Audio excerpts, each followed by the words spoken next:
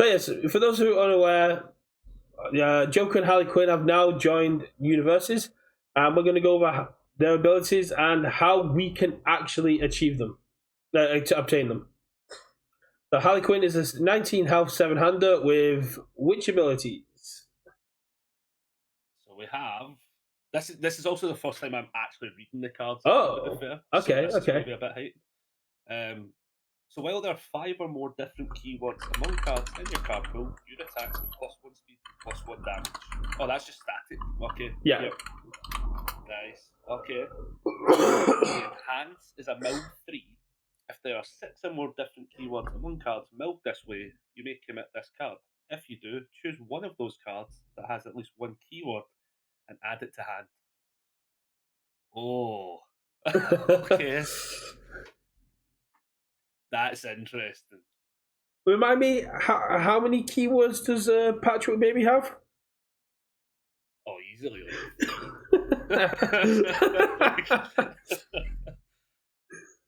Yeah, and it's at least a keyword. Yeah, so Patchwork Baby gives you 4 keywords, which means you're pretty much one away from Harley. And if you mill it with the enhanced, you've got 2/3 of it there. That's insane. Yeah, there must be quite a few. Like now, I'm having to think of how many keywords some stuff. Like what symbols has it got? All chaos. Evil death. Is that not chaos? No, it hasn't got chaos, unfortunately. Is it not? Oh no, it's chaos. So yeah, It's chaos. All chaos death. I'm looking at it very small because I've got like 3 other windows open. Yeah. Small book. Oh, mine's is up on big monitor. I probably could put it on big monitor, but I've got our faces up on the big monitor. Fair. No, I've got us front today, but that's there we go. I've minimised us, and there we go. Yeah, that's interesting. I feel it's not defensive enough for a 7-hander, but I think it's very cool. To be honest, it feels as if it's doing enough offensively that you're not getting to your opponent's turn. That's fair. You know, like that small +1/+1 can pop off. That static can pop off real fast. Yeah, it's a shame that Harley's joined just as Dark Shadow Ruin left early this year because that static. Yeah. It also doesn't say printed keywords, so things like easily excited are going to help out with that as well. Yeah, true. Yeah, because as long as you gain it, yeah. No, I can see her being quite cool actually. Son, what symbols is Walk the Dog on again? Air, Order, and Chaos. Yes, it is on Chaos, right? That's fine. That's the one I was thinking of. Like, yeah, you could like find Walk the Dog quite easily. Yeah, but you still have to mill it with it. Yeah, that's fine. There's enough ways of starting. I mean, yeah, on all, if you do it on all, you have got Final Smash just to stack like Patchwork Babies on top of your deck. That is true. Yeah. No, that one's interesting. That character looks very interesting. She's very cool, and I do like the fact that Harley's getting top billing over the Joker and all this advertising.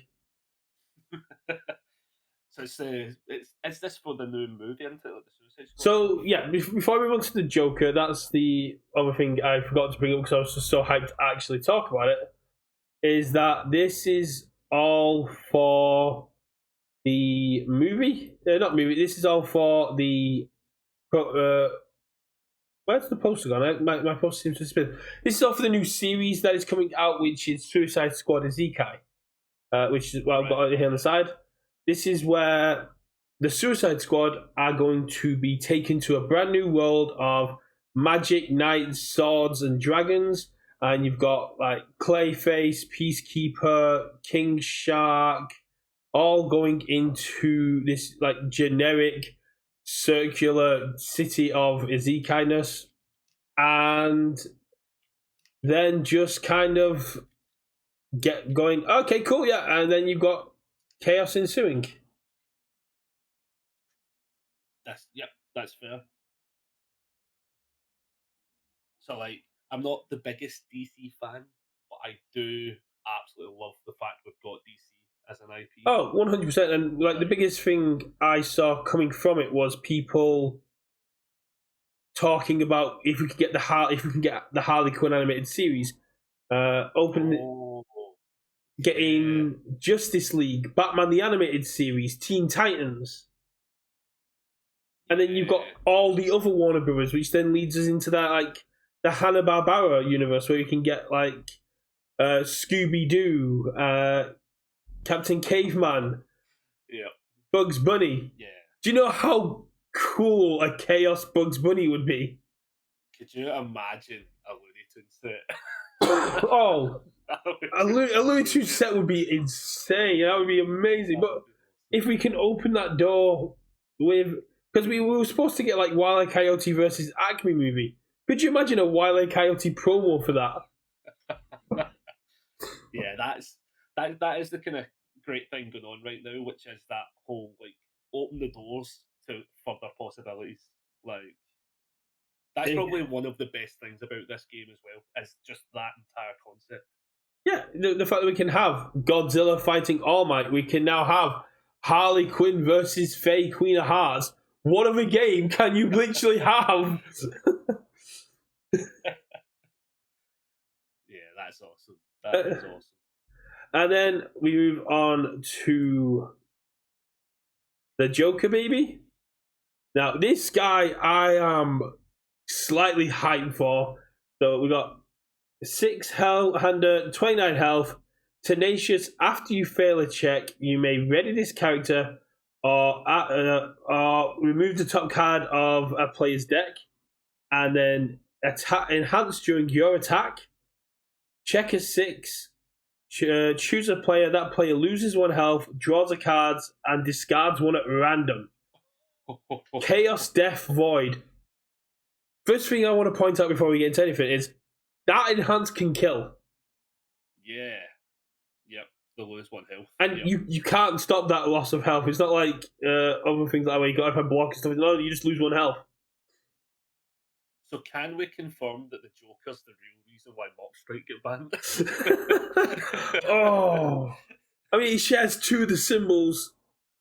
Yeah. It's also more proof of what I was saying in your comment section on the Dobbers podcast. Mock Strike needs to come back as order attuned. Yeah, I mean, I think that's something that's really cool with Attuned, which is they could very feasibly do that with a lot of banned cards, you know. Snack Time comes back as Earth attuned, Mock Strike comes back as auto attuned. He solves a lot of the issues of characters breaking it. But yeah, I'm really glad his enhance isn't Tenacious, because that would just give you the best petty squabble character in the game. Yeah, fair. Yeah. But he's cool. He's very cool. I like that. I like the whole. So you get to draw, but you have to discard at random. Like that's so offensively annoying as an opponent.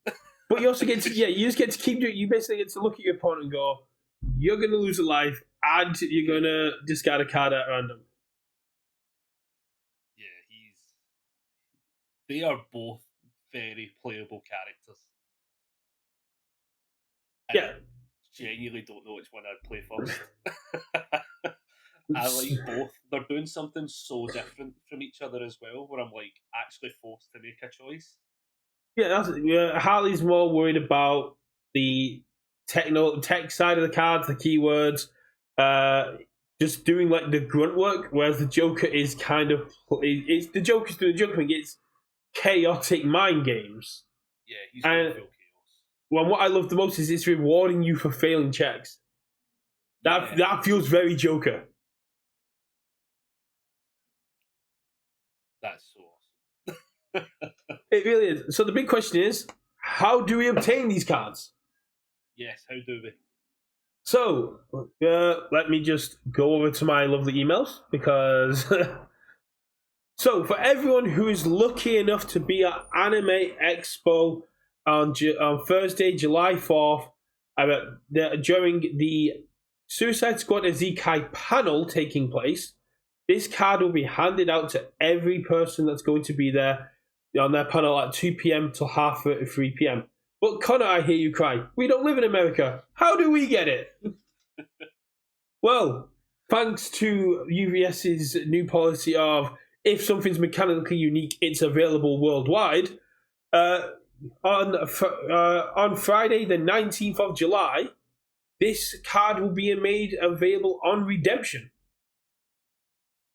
So, if you can't make it to Anime Expo, you won't be punished, and everyone will have access. We don't know how much it's going to cost, but everyone will have access to this card. And unfortunately, even if, say, Mr. Hardiman does get a hold of one of these and it arrives in time, he won't be able to play it at regionals because it isn't legal till August 1st. Okay. Yep, that's fair. That was actually going to be a follow-up question. Yeah. Like, when's it legal? Yeah. This? You can start playing it August 1st, so essentially after this season's ended. Yeah, that's fine. That's good. So season 3 local qualifiers, I fully expect to see people in full-on Harley Quinn and Joker cosplays just start playing the game. But that's going to be cool. It's very, very cool. It's a really cool IP to bring in. I think that it's just. I think this, if we can get holistic, this will bring in more people than Attack on Titan. We get DC expanded universe. Just DC in general. Yeah. I think the biggest thing going for it is it's a more consistent IP. If you think about it, like Attack on Titan has just kind of ended. So. Yeah. Whereas these guys are approaching like almost 80 years, maybe more. Yeah, easily. And it gives you an option of alt art because you've got the Joker, and then you can have you can go back through all the different iterations of Joker, and you can get the Mark Hamill Joker, and you can just do so many different iterations. So much you could get out of this. But starting off with the anime one is really good. It's a nice little kind of like tie into what we're already doing as a game. Yeah. Let's go with Steven in chat. Just get Batman as a license is the biggest. Yeah, if we get Batman or Batman Beyond or even Teen Titans, it goes absolutely insane. I don't know how they'd solve a problem like Superman though.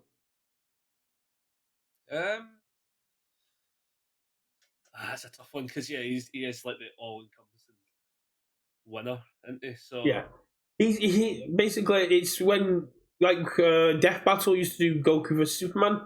The best way they always explained it is Goku is there to surpass limits, and Superman is the character who has no limits. Yeah, we don't need the entire DCEU. We don't need the comic. I would happily just start with the animated universe, Batman the Animated Series and Batman Beyond. Just give me 2 sets of that. Yeah, I could see that. I'd be a wee bit old school. I'd ask for like OG Justice League animated series. That's what I'd have. Now, would you want to go cartoon or like so? Think of it like we've seen the art style of Attack on Titan and we've seen the art style of MHA. Would you want animated or comic art style, like versus anime versus manga? I personally would go I would just go the show route. The show route. I would just take screen grabs. I think there's enough that happens in that show that you could definitely do it. I mean, the OG Justice League and their movies were absolutely solid. Yeah. We get Justice League Dark, we get Swamp Thing, we get Constantine. Constantine. Yeah. We get DC as well. Deceased. A Halloween theme. Who's that Esper that like pushed Superman to stop treating people with kid gloves? Like the punker who wears the Union Jack. Oh, I know who you mean. Yeah. He's part of the Magic Squad. He's part of the Magic Squad. He's like not massive on DC, but I know enough. Yeah, I've seen the movie. It's just like, oh yeah, we're gonna push Superman to his limits. And I think, like, oh yeah, I punched your friends to the moon. It's like we shouldn't have pushed him past his limits. Honest, there is so much you could do with this. Like, 100%. Yeah, because Universus is an IP about worlds clashing, and there is literally an infinite multiverse. We can have the evil guys. We can have Owlman. It just, it could just be, it could just be an entirely IP-driven game by itself. The limits there are like too good. Yeah. Oh my goodness, there's so much in DC. I'm like, there really is. DC, and I'm like, oh my god. But the thing is, the holders are Warner Bros., aren't they? So it's not DC we're dealing with; it's Warner Bros. Let's see, Warner Bros. Oh, do you know what Warner Bros. Does have? Warner Bros. Have Kong and Pacific Rim. Oh yeah, yeah. Because Warner Bros. Actually has the other half of the Godzilla license. Yeah, so they've got Kong and Pacific Rim, so we can get going deeper. They've got Street Fighter. Yeah, they have Street Fighter. No, sorry, not Street Fighter. They've got Mortal Kombat. They've got Pennywise, Beetlejuice, Harry Potter. If you care about that, Space Jam. Yes, let's go. Well, yeah, they've got to have Space Jam. Yeah, they've got yeah, what? Looney Tunes, Ben 10. Oh, no, that could be interesting. How much would an Omnitrix asset actually slap? Because he already has the green colours. He would be like the ultimate stacking character. So you would have the Omnitrix as an asset, right? And you would add a character from your discard pile to your character, but you can't double up.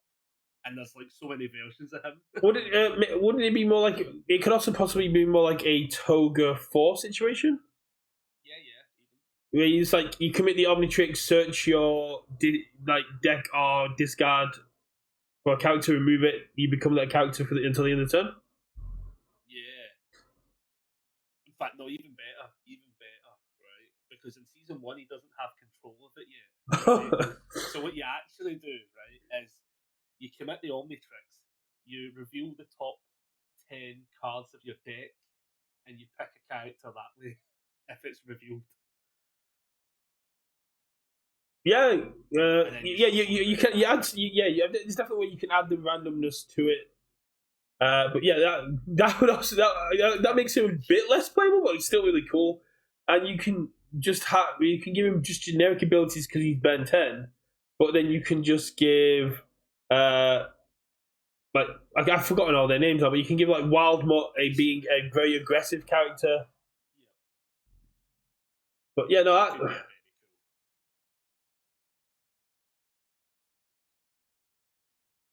As Mr. Merck says in chat, we could get Mortal Kombat again. Yep, Adventure Time is on their list.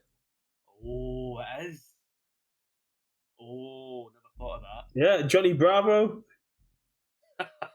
Just give me a Cartoon Network set. Just a cartoon. Can we get a cartoon? Just a whole Cartoon Network set. Could you imagine going into a teams event, right? 3v3, and you've got Ed, and Eddie? That'd be so cool. I mean, with Paramount coming in with Star Trek Lower Decks as well, we could literally in 2025 have the nostalgia train and go with like Looney Tunes, Cartoon Network, Nicktoons. That would be good. I'm not going to deny this. Imagine rocking up to the Nats final and it's Dexter versus Timmy Turner. The ultimate fight of science versus magic.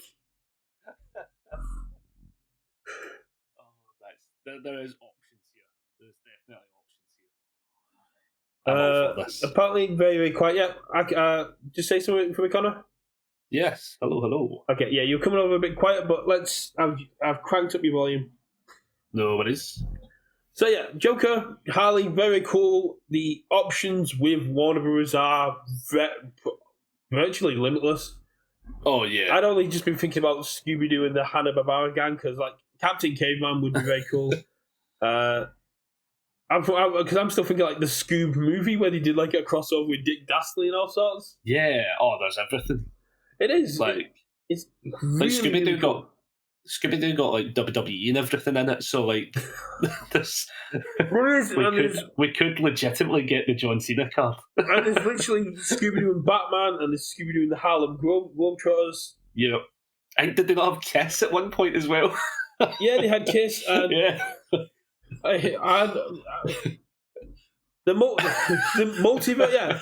You can literally get multiverse to universes because you've got the multiverses, like their game where they all fight each other. Yep.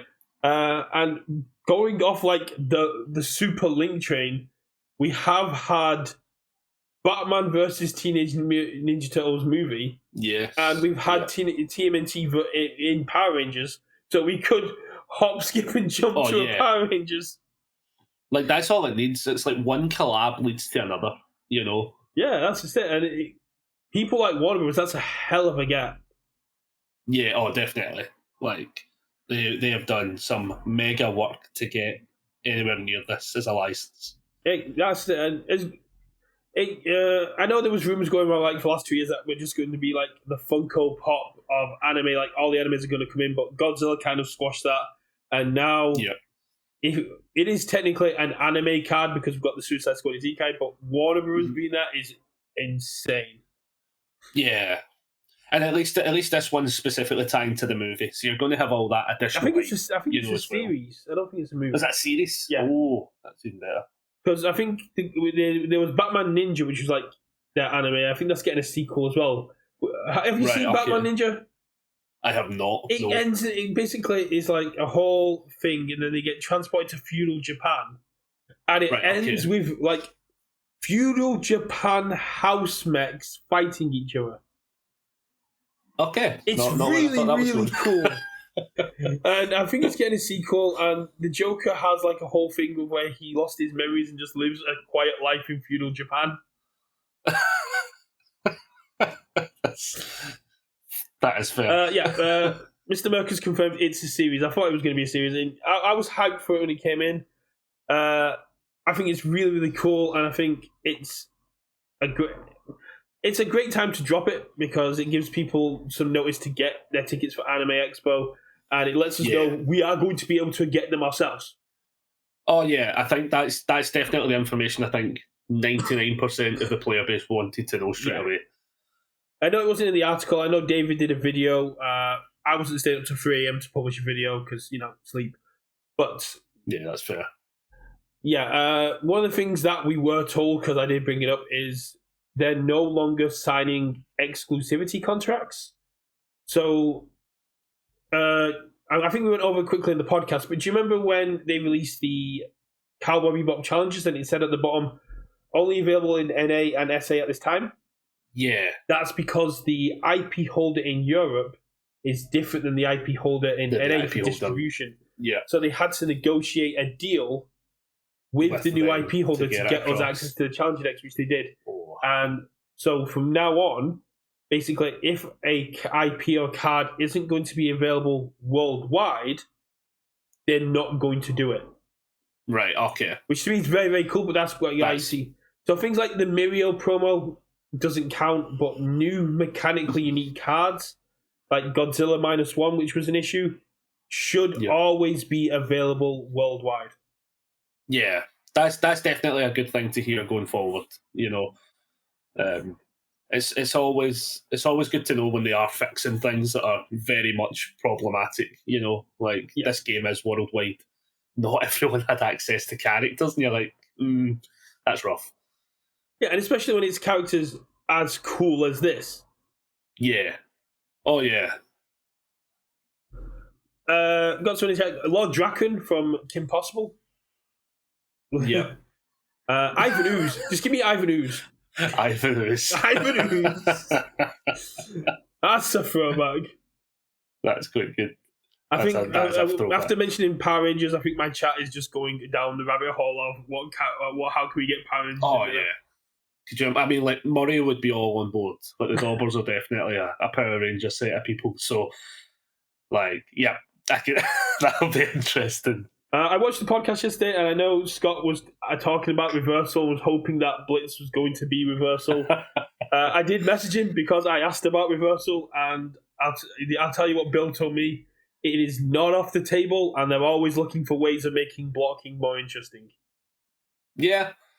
It's one of those. So I say it a lot to the guys up in Scotland because most of us are all old players. We all played with Reversal and stuff. And I think one of the big things is they want these kind of keywords back.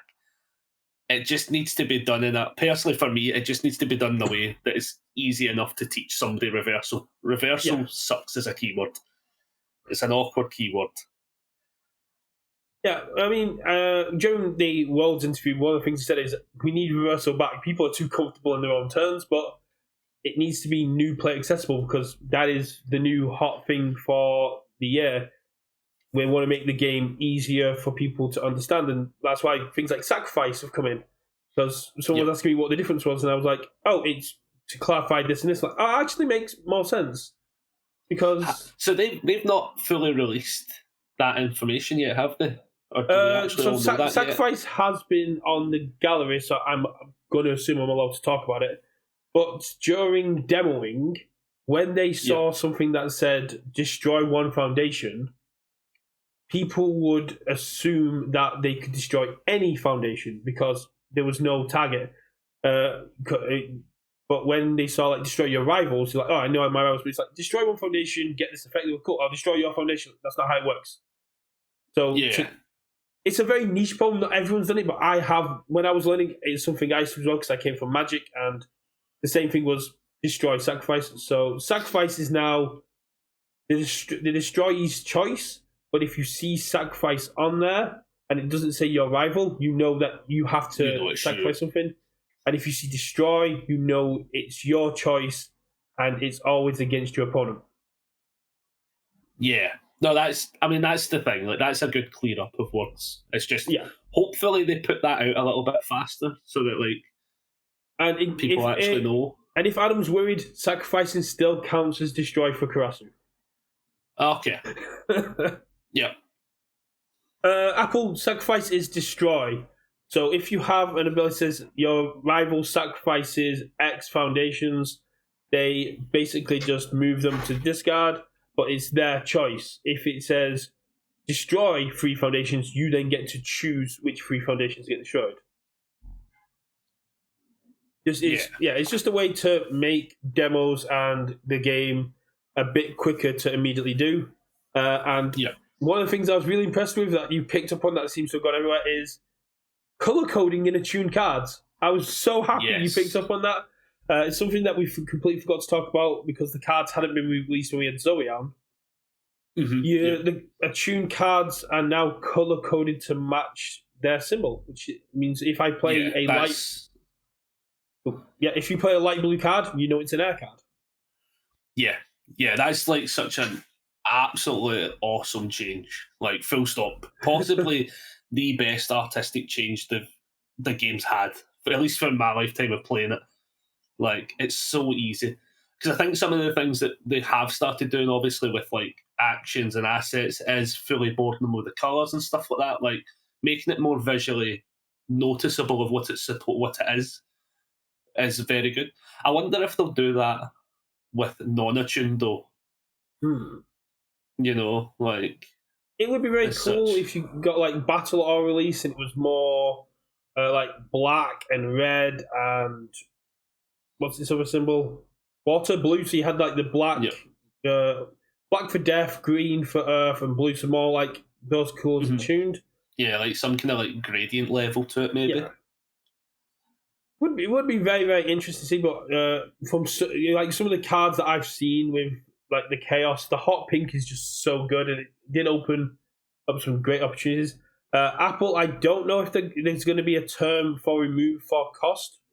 But that would be very interesting. There is one very cool thing coming for cost, which I hope they talk about soon, which is going to be very good for accessibility. But I'll cover that when it comes down to it. I know people are sick of me saying this is coming and that's coming, so I'm going to try and stop doing it. But let's move on to the article. Have you take it you've given it a quick peruse? Yeah, I have read it. Where's my actual thing? Yeah, I'm just going to quickly grab one thing.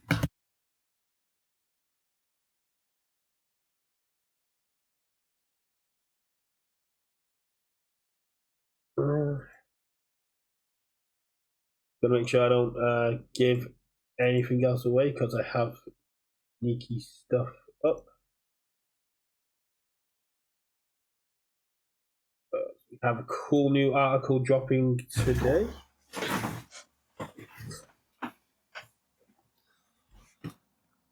Right. Okay, show me that one. I'll put you over here. Here.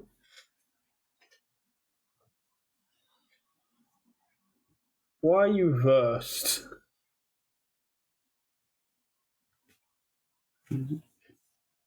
Okay.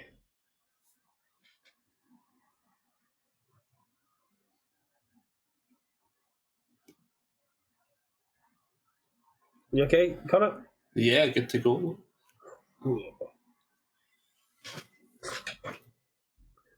So this is something I've been a little bit hyped for, and it's something I actually addressed when we got the 6 SR characters.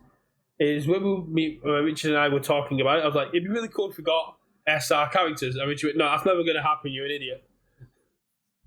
And then, lo and behold, we get an article yesterday, which is talking about characters in the game and how pre-Jetburn, it was very hard. It wasn't hard, but it was very likely that you wouldn't get all the characters when you bought a box, or you were struggling.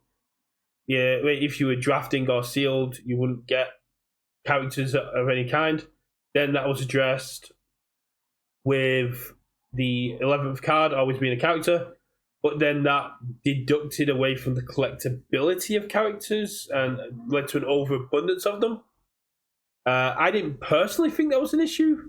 You know, I was like, oh, it's a character, cool, I can use it for packaging and stuff. And then to address this, because as they say in the article, when you're searching for a Izuku Midoriya and you pull a Dabi, you're going to be disappointed. And then we get this brief little, with my sincerest apologies to Dabi guy for that sacrilegious comparison. I see you, Bill. I see you. This is revenge for me putting him in as the Demolition Man, I swear. So we're now going to be getting character rarities within the character slot. So there'll be common, uncommon, rare, ultra rare, and it says secret rares. It does say secret rare, yes. Yeah, but it says, I was checking if it said secret rare or secret rares. Yeah. But yeah, it's secret rares. Hopefully, it's just a hype transition, and it's not a mechanic transition. See, I know a little bit more about this, so I will let Connor go over his feelings first. So, right, let's get this somewhat negative out of the way, because there is going to be positives to it, but in the past, there was this whole you got like sometimes a character in a pack. It wasn't a great feeling. It sucked when you were trying to find a character. There is old Red Horizon stuff I've opened where I'm like, I need this character to play the game, and you don't get it, right? And if you open a box of cards, like, you would hope that there's something playable out of it, you know? And it's kind of rough when that happened. Obviously, they fixed that. With Jasko's era, they fixed that a little bit better. Then it got even better with UVS Games, where they gave us a dedicated slot. I'm kind of curious to what came to this decision a little bit. It's a wee bit kind of like are we going to go back to the old Sabretooth days where you would get, for instance, like a Cassandra 1 and a Cassandra 2 in the same deck box scenario, like in the same booster box, and one of them was intrinsically rubbish, but the higher rarity was very good, kind of thing. At least the bonus we've got, here comes the positives, is we still have the dedicated slot. Yeah. So if that does appear to be a thing, I'd imagine that it's easier. It's still probably going to be easy enough to obtain them. But it feels as if on looking for characters, you might now have a feel bad moment when you don't get the one you're after because it's locked behind a rarity, if that's the way it happens. That is a fair assessment. So, from the way it was described to us, it is designed with a more tiered system in mind. Part of the movie is, of course, for collectors, people that are looking for Levi, Erin, Mikasa, Armin, the big popular characters, are going to go deeper into packs to pull those rare, ultra rare SR characters. I don't think we were shown who the SR character is, but it is there to basically be like, you come in and you go, cool, these are the characters, and then it's also designed with formats in mind. Your common and uncommon characters are going to be more geared towards limited play. So if you're drafting, if you're doing sealed, the 6 characters you are most likely to see are going to be the most playable in the sealed format. That makes sense. Yeah, no, that does make sense. Yeah, because you got to remember, like, we were supposed to. All organized play, we were supposed to be drafting at this point, and the community ourselves kind of went, "Yeah, no, we're not doing that." So a lot of the sets have got a bit more of a draft mentality to them. In that sense, I was going to say it does definitely feel as if, sadly, we're locked behind decisions of the past that have now maybe not came forward. Like, I will give them the sort of benefit of the doubt on that side of things, where it is like, I do get when you have to design something 2 years in advance and then something's like really trips you up. You're like, oh no. Like, I can appreciate that their hands are probably tied. They're probably going to make the best of this scenario. I did see, just to continue, I did see somewhere in the article, it did say like it won't happen every set, or it doesn't have to happen every set. No, it's the same as Blitz. It's the same as everything. We may not see it outside of Attack on Titan. They're taking some I think that's good to mention though, because I think that's one of those ones. If this set was to not do poorly as such, but if people had like a negative feel to the set, at least you have that little bit of optimism of, well, it might not be the next set, as such. But it's definitely good to mention stuff like that. It's always good to just point out those kind of things. But yeah, then you move on to your rares, ultra rare, secret rare characters, which are going to be more collectible and more standard playable. Not that they can't be played in sealed, and not like the other ones can't be played in standard, Clash decks, Overhaul and Miriel, the Clash decks were very powerful in standard outside of the set. I know people are a bit off there, but the pull rates for me seem to justify it. But then again, I'm a person that buys at least one case of the cards. Yeah. One thing I'll do with this set, because I'm also somebody that typically buys a case, I will split them into 2 piles of 3 and open them and do a kind of evaluation based on how it opens like that.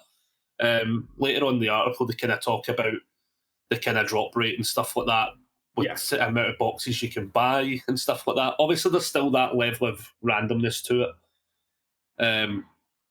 So you can't always entirely guarantee it, but they are saying, like, if you open up a booster box, you're going to more than likely receive a copy of the common, uncommon, and rare, plus about half of the ultra rare ones. So I'm like, okay, that's fine.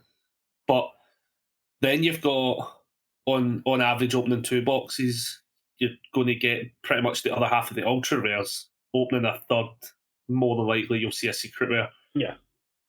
So I can only assume there's one secret rare, but kind of reading the previous part of the article kind of alludes to there might be more.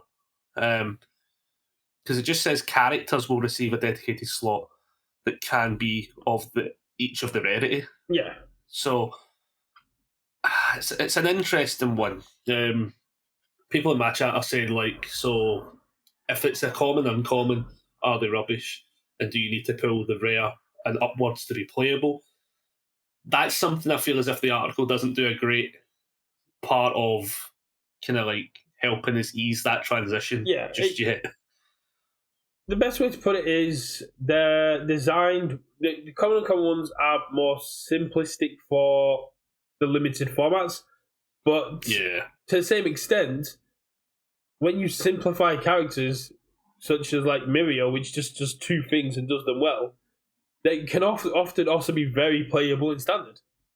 Yeah, that's true. That is true. Like, without actually knowing the characters, I'm going to keep pretty on the fence when it comes to the rarity bumps as such. But taking a past seeing cards and having cards from the past from like Sabertooth days and stuff like that, it very much had a massive skill jump between like, right, these cards are playable and these are not. And that could be could be rough. Well, like you said, this is now a dedicated slot, so you're always going to see at least see the character. It doesn't interfere with the other rares, ultra rares, or SRs in the set, so you're not affecting your pull rates for the case. Yeah. And it does kind of encourage the second market as well, because people who are buying a case are going to have 2 SRs, and if, like you said, they only print 1 SR character, that means you're always going to have 1 spare, which you don't need to hold on to. Yep. Yeah, there's definitely options to it being, like, as I say, I'm not a negative kind of person, so like I'm finding all the positives possible. Like, obviously, one of the best things is the secondary market can flourish from it, as you say, because we don't necessarily stack yet or at all in this game, so having multiple copies of characters are, as you even said, you use them for packaging and stuff. So could you imagine an SR character that's a stacker? I hope they never do that. I hope they're watching. Bill, settle yourself, right? Don't look at that. Put that card down that says you can put 4 copies in the deck, right? Get that put down and delete it, right? Like, it's basically gives me the Karama Chrome finger. like the whales, like, I can't play Karama. Why? Because I need 4 Chromes. You can't even put them in your deck. It's not the point. Yeah. Like on the topic of secret rares, it's tough enough to collect a playset of most of them as is. Yeah. Please don't lock a character behind that. But think how good it's going to feel when you like when I opened like a double alt art pack, or like I got a UR and an alt art in Girl Power. How good's it going to feel if you open a secret rare and a secret rare character in a single pack? Oh, like, well, like if they are bringing this kind of God pack factor back, like, I'm all for it. Listen, I love opening the packs. So, like, I'm going to be hype, you know? Yeah. Like, when I pulled my Chrome, I was bouncing off my chair. Like, that will happen. Yep. That stuff definitely happens, you know? There's no downside to that. There is definitely a fine line to manage it, though, which I'm putting my hope in them that they've got this covered. I do think a lot of their hands are tied with this set, though. So I think they're making the best of the decisions they have to go forward with as well. Like, I know there's not a lot they could change if there was anything they could change at all. So when Zoe wants to come back on the show when we get the Attack on Titan stuff out, the amount of work that the design team have put into this set, especially when you get to the higher rarities, like the level of like the alt arts and the SRs and like the foiling behind everything is absolutely insane. They've got some really cool work and they've really gone above and beyond. And I forgot his name unfortunately, but big shout out to UVS's employee out in Japan. They've been working around the clock to get this stuff going. Is that the translator? No. They have No. someone out there that works for the IPs and like. Back and Oh, forth, yeah.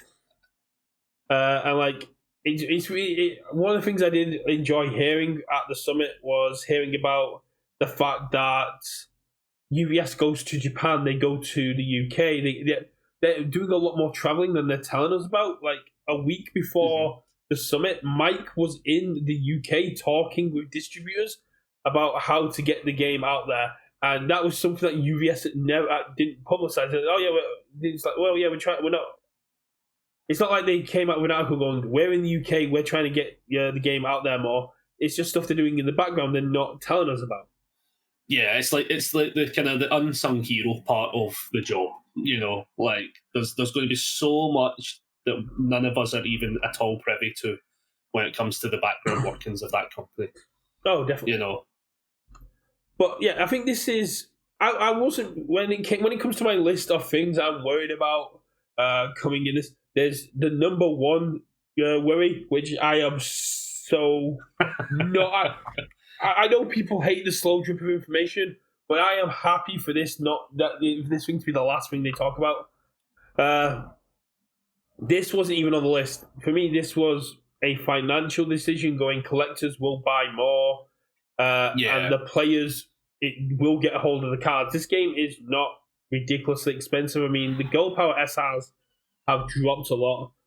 And like they weren't hard to acquire, which was good.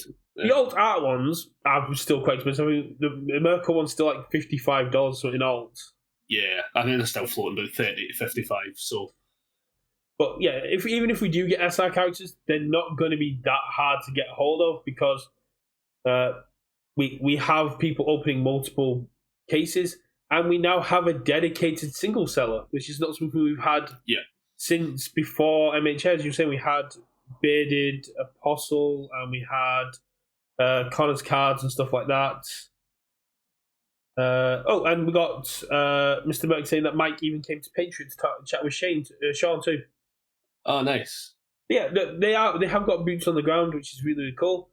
But it's just one of the things that I'm sure if someone wants to get a hold of a character, people will have them spare, and we're getting close. I feel back to like the times that the old heads were talking about, but hopefully with just more players. Yeah. Like, I think, so like some of the decisions here is such like, I'm hoping that, as you say, the secret rare characters easy to obtain. I hope, though, it's not an inherently busted character, though, because if it is, you probably would see more people hold on to their spares. Yeah, create space to because I think the best thing we've got to remember with this game is even my chat's saying it as such. It's like designing stuff for collectors is a bit rough, when it's just sitting in a folder. This is a player's first style game. Yeah. And there's enough competitive people out there that if they open multiple copies of a secret rare and say it's the next Younger Toguro, they're not trading that, They're going to keep a hold of those spares and be like, right, cool. Like, unless some other people are very lucky to get copies of this, like, you might rock up to a tournament with an inherently broken character that, let's be honest, is technically locked behind a bit of a paywall. Yeah. Like, it's not a hard border paywall, but it still exists. You have to guarantee essentially opening a full box to guarantee one. You can't necessarily say that by just opening the odd pack, even if I did open 2 secret rares over the weekend. Like, unless you're Harry from Hastings, who can open any secret rare or alt art card on demand. Yeah. So, but those are very valid concerns, and I'm sure, hopefully, the design team found the point of diminishing return between a character that deserves the SR spot against how much it's going to cost. Yeah. But again, if we look at the history of SRs, not all of them have been bangers. Yeah, that's true. But to kind of be that weird devil's advocate, they've all been getting better. So that's also true.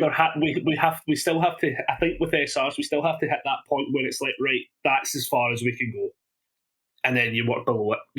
Yeah, we need to find the point of diminishing return. And yeah, you've got to hit that point first. I hope it's not with a character card, because that would feel so bad if that's like the first secret rare that gets banned as a character card. That would be, like that. I would hope that doesn't happen. Like I do like pulling my secret rares out of packs and stuff. And I mean, could you imagine like, oh, this character looks awesome, or especially if, as you say, it's one of like, the go-to characters. I'm not super great with Attack on Titan, so I'm just going to say the whiny kid, the main character. He might be the one that people want the most. Like I don't really know who could be the like. If I was designing this set, the secret rare character for me would have to be the Colossus Titan. That's what I would do. Let's have a look. Attack on Titan most popular character. My chat's saying if it's Eren, I'll not give a fuck. Eren, that's his name. That's his name. It's just give me strongest. It doesn't give me the like a popularity count. Because it give me most powerful. I want him most popular. Attack on Titan's most popular character. Attack on Titan top favorite characters. Let's just cut down to number 1. I'm not doing a top 10. Yeah. Number 1 is Levi Ackerman. Yeah. Then it's Mikasa Ackerman. And then Eren is 3. Eren's 3. Yeah, and you've got to remember Eren is also the challenger character. Yeah. So unless we're getting 2 copies of the same guy, then it's more likely going to be one of the fan favorites. Yeah. Because, that gets the money out of the pocket. Yeah, definitely. Yep. Still got to make money. But yeah, I'm hoping it's the Colossal Titan. That's what I'm saying. That depends. Do you think the Titans are going to be characters in themselves, or there's going to be some way that the people become Titans, like Fat Gum or... I think it might be a bit of both. Knowing my limited knowledge of Season 1, right? Yeah. Spoilers, right? Spoilers for the 8-year-old show. Yeah. The Colossal Titan, when he shows up at the start of Season 1 and stuff like that, we don't know it's a human that transforms into it. So I would argue you can have that in this, because remember there's 2 sets, so I think you could easily have Colossal Titan being a starting character, where maybe set 2, depending on how far they go, could have whoever it is that transforms into him. Could be you can transform into a previous set character. Stuff like that. Like there's definitely like jumps they can do with stuff. Yeah. For like the concept of this whole transformation and flip and stuff like that. So I think some of them, you could probably get away with saying, no, this could be a starting character. That's right. Depending on how they do it, I guess. It depends how well they design this as such, because I would assume they're just going from like Season 1, maybe Season 2 or something like that. So I don't think they will do that because of what happened with Girl Power. So with Jetburn, they showed us like the numbers and stuff, and the numbers for Jetburn were lower, and they put it down to there was no competitive season apart from Worlds for Jetburn, and a lot of new players or a lot of people that were looking to get into the game would see Jetburn, and they'd be like, "Oh, cool! This is really cool," but it's Season 6 of My Hero Academia. If I'm not familiar with Season 1 through 5, why am I buying this product? Because I need to know the history. And that's what they've been discovering with episodic seasoned themed boxes. So I think we might see a move away from that because it limits new player interaction, it puts off new players, and it inhibits design. If you're limited by this set has to be this season, you then have to design an entire set around 26 episodes. If you can then, that's fair. If you can then open it up until like Attack on Titan goes, there's technically 4 seasons, I believe, because the last one got strung out for days. They go, okay, we'll just cherry pick what we want based on the theme of the set, and then the next set we'll make a whole new theme and cherry pick again. That opens up a lot more design perspectives because they're going, this is what we want the set to do, so we're going to go through all the manga chapters and find abilities and characters and cards that fit our theme, rather than forcing a theme onto season 1 of Attack on Titan. Yeah. Which is fair enough, I think the bonus of it being like we know it's a 2-set release for it, so they can just throw it all into 2 sets, which is good. I think one of the biggest things is characters die pretty quickly in Attack on Titan, so I wouldn't be expecting multiple numbers. That also, yeah. It's like, oh, where's character such a body number 2? It's like, yeah, they died pretty quickly, so they don't get one. They get hit with the Yamcha effect very early on. They get the Yamcha Magni effect. But no, there's options though. Yeah, there's options. I think it's going to be good. I can't really think of anything else to talk about. I'm kind of. Yeah, no, I think when it comes to, as I say, like when it comes to the characters, the way this article reads, for the most part, I'm kind of low key optimistic, but I can definitely draw a lot of lines with how it could go wrong. I was actually very interested to see a lot of people not that fussed about it, but then things like Blitz was like a game breaker. I was very curious to see the switch in opinions between two things, mainly because I feel as if this is a bit of an older design mythology they've done, like from Sabretooth days and stuff like that and things. So it's like kind of interesting to see where some people have a comparison of being like, this is fine, but the other thing wasn't. I think this is because other games have done this before us, so it's not a new thing. And the main issue with Blitz is the article and the reminder text clash. So people are talking about it because they don't understand how it works, because the reminder says it happens automatically, but the article says it's optional. Yeah. We were told it was optional. So I feel as if, so I personally think that one's one that's very easy to sort, because so far I think there's only reminder text for Blitz on like one of those review cards. I think it's on like 2 or 3. Well. Is it on 2 or 3? Yeah. So I mean, you just say, listen, the reminder text isn't in line with the rules now. Like easy enough. If somebody's, because at the end of the day, it's like if somebody's picking up the game for the first time, somebody's teaching them the game. Like it feels like it's an easy enough thing to sort, but it does kind of allude back to the why do we seem to have so many mistakes on printing? So there's 2 really cool things. One, when it came to mistakes in printing, was things like, do you remember the old gradient enhance and like response and stuff? Yeah. The reason they got rid of that is because that had to be done manually. Someone went in and physically added that in. Physically did it. And when it came to like all the printing errors we've had, it's because of the same thing. All cards were being checked manually. All cards were sort of like, the cracks would go through because of human error. They've got a whole new like PR team in. They've got a whole new team coming in to look at card quality and stuff like that. And it's been streamlined into a new process using an exclusive tool that's been brought in, starting with Attack on Titan. So we hopefully we'll see a lot less printing errors. Yeah. Because the process is being streamlined and made a lot more efficient, similar to how we've seen things like organized play and other things are now becoming more streamlined and more cohesive. And hopefully, as things streamline and people have more time, we get more communication. Oh yeah, hopefully that's definitely a hope.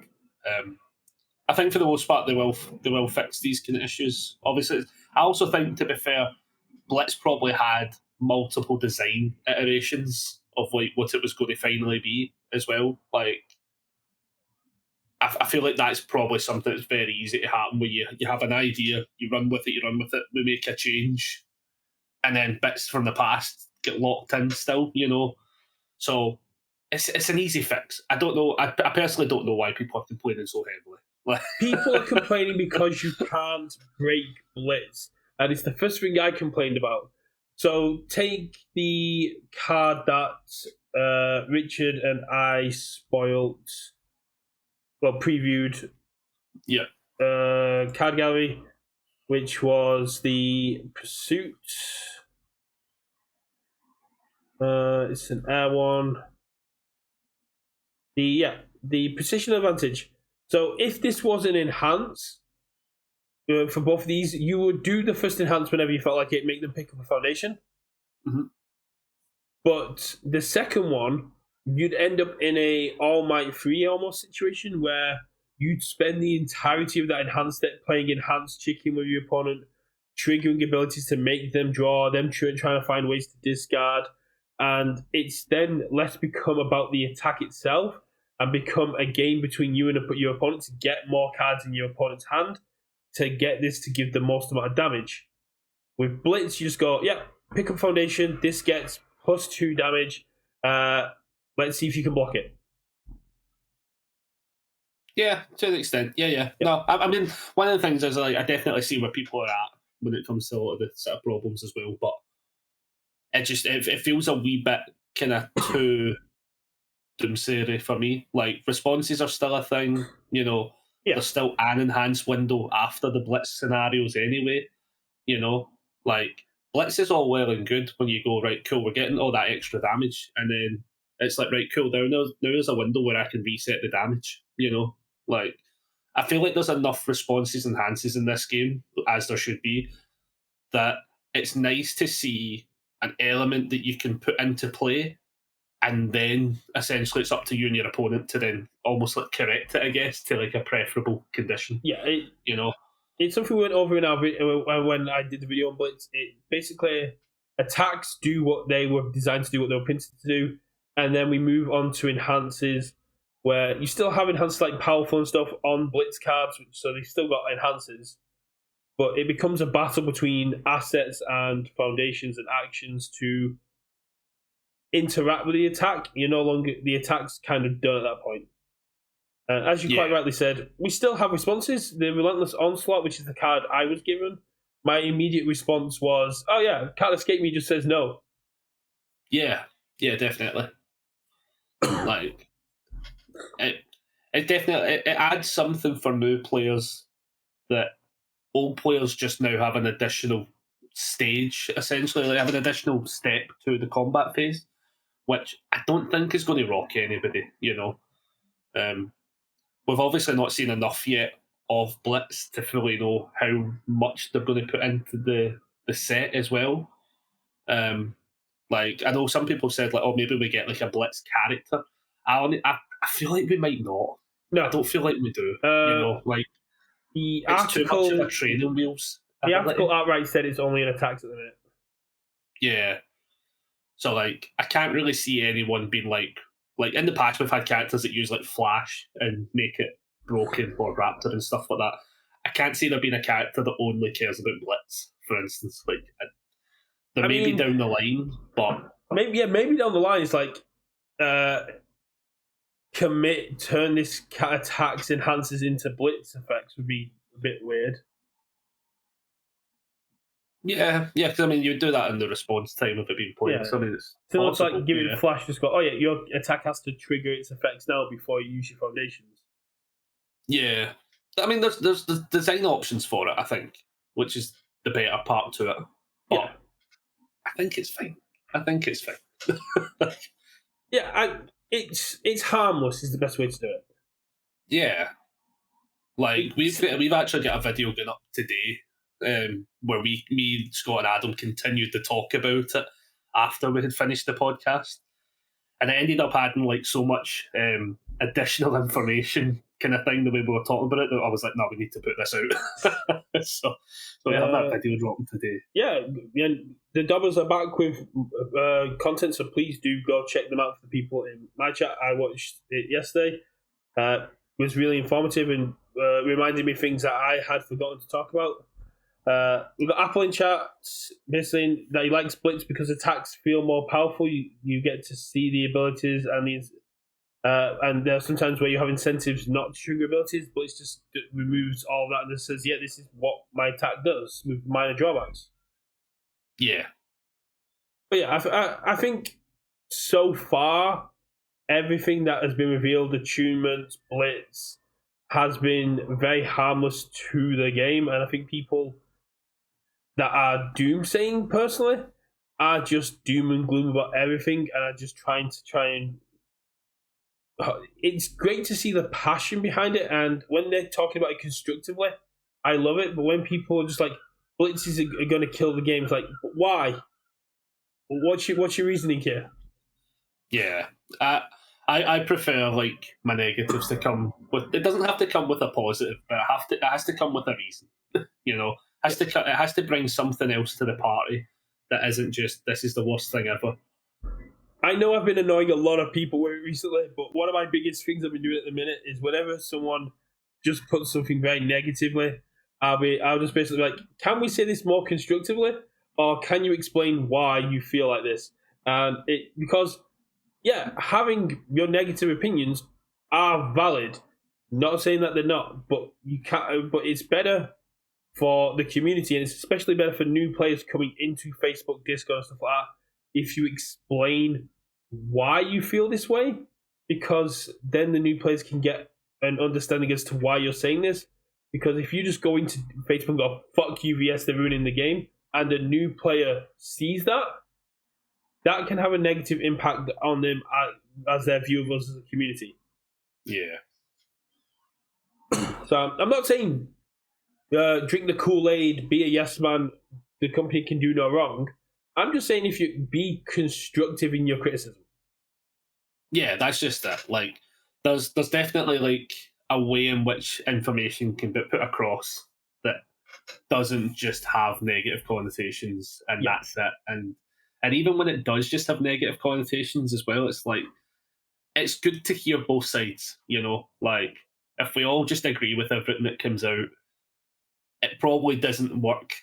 Like there has to be a level of difference on two sides, But I think as long as people aren't attacking people and kind of going down the like, if you disagree with this decision, you're an idiot. It's like that's the kind of tribalism of it is possibly something we need to be a bit better as a community with.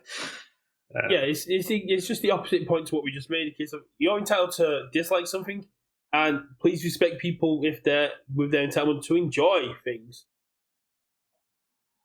Yeah. Apple is a fan of everything. It's going to be a very different game soon, but it feels like a grind to the modern era, finding the modern era TCGs. When I got the original demo decks, like from 2006, 2007, Shane Duckworth contacted me and was like, they're really, really cool. And at their core, they're the same game we play now. It's just the game has changed mechanically to keep up with the times. And that's a perfect analogy to me as to what we're experiencing now. At its core, this is still the same game as it was in 2006. It is just changing to keep up with the audience. Yeah. Yeah, they're always going to have to change the game to some extent to keep up with the marketplace. That when you don't do that, that's when games actually die. And I don't think anyone here wants that. No, I wish I'd found this game sooner. I really do. I started for like 2 years playing Keyforge, and then I played like 2 years before I was playing Gwent. I wish that in 2018 I'd like come across this game and just picked it up then, because it's absolutely amazing. Oh yeah, and you'd have had a better retro collection. I'd have actually had some Yu Hakusho cards rather than having to run around trying to find them.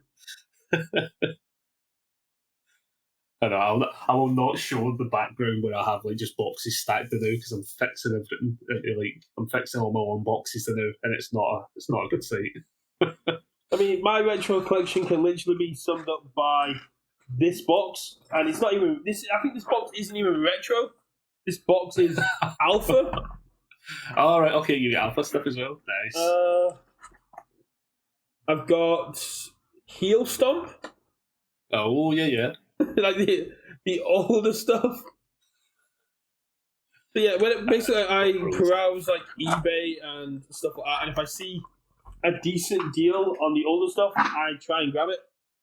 Yeah, that's what I try to do. Yeah, I don't even know if I've got it. All the folders are all stacked. I'm not going to the bottom.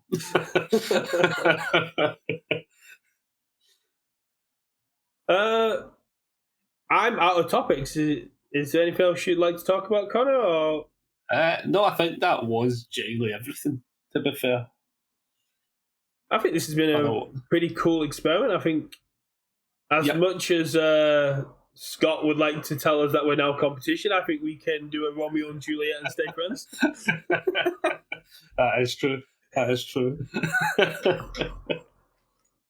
But yeah, I think we'll call it there then. I've got a call set up in an hour with Card Goblin to get the weekly update for singles. Nice. I'm going to try and find out what Godzilla singles they've pulled to get some inside information. But not bad. Yeah. Thanks for joining, Connor. I'm sure no worries at all. If we've got more free time in the future, we'll try and do this again with possibly some games and stuff. Yeah, definitely have to sort out something. For us at the Dobbers, at least, we're now trying to put out at least the weekly videos and stuff like that. Currently, I'm technically doing this on my personal channel. But only because it's getting the more followers. I think we need to like revamp the Dobbers because we were used to be as UFS Scotland, then we rebranded as such. But I don't think we've changed anything on that other end. So I don't know if we're going to do it via this channel more often since it's got more followers. It's a better start. So we're going to figure that one out. Probably need to message the guys now. And actually figure out what's going on. No, that's fair. Yeah. I mean, yeah, this was my personal channel. Then basically got to the point where I kind of just had to just change it to Universus because I was like, UVS with messages more and stuff like that. Yeah. No, that's fair. That's fair. But yeah, no. If I can find out if alt-type characters are going to be more common, I will definitely ask. But I think we'll call it there. Thanks everyone for being here, and we'll try and do this a bit more often in the future. Oh, definitely. Bye. Right.